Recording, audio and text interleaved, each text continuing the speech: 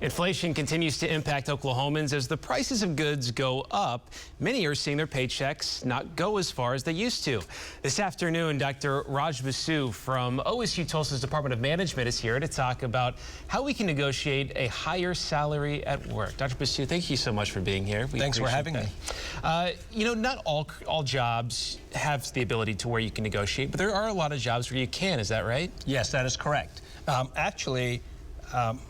I would argue that in almost every job, you probably have some opportunity, but you're right, of course, there are some jobs that lend that, it's easier to negotiate than others. Right. Somebody may be watching this at home right now, they want to be able to negotiate and they think they deserve more money. How do they go about approaching that?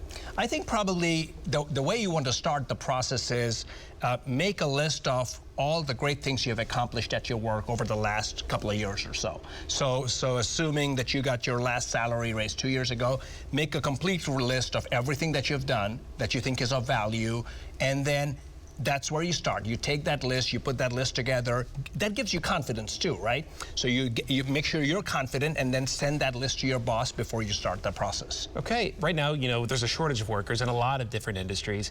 Can that benefit somebody? Absolutely. This is right now a seller's market, right? So we're at historical labor shortages.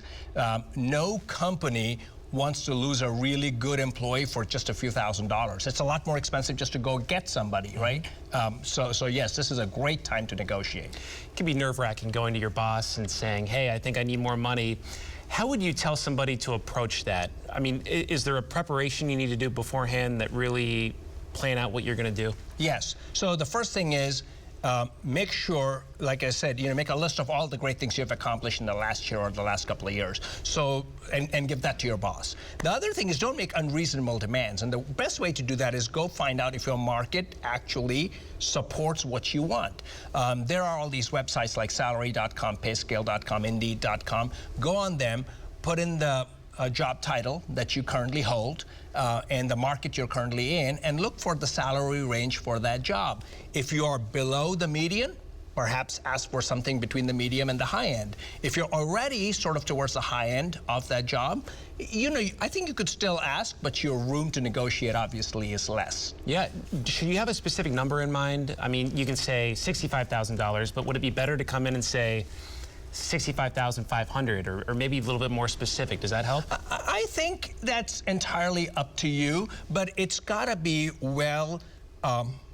it's got to be what we call a principled argument. And you can't just throw a random number out there, right? So if the range of salaries for your job, for your area are between, say, 70 and 75, yeah, sure, come in somewhere in that. You obviously want to raise, so go a little higher than what you think you would, because they might come down a little lower. But it's okay to give a range or to give a very specific number. Let's talk about the difference about getting a new job.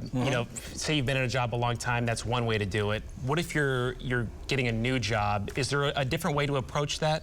I would wait probably till you've been made an offer, because once you've been made an offer, that is the point at which you have the most power, right? The company clearly wants you. They've gone through an entire process of rejecting other people before deciding you're the best person. So that's when I would wait till that particular point in time. But other than that, the process by which you give them the number is exactly the same. You've got to know your worth, and then go look at the research that the market on the market to determine what that number should be.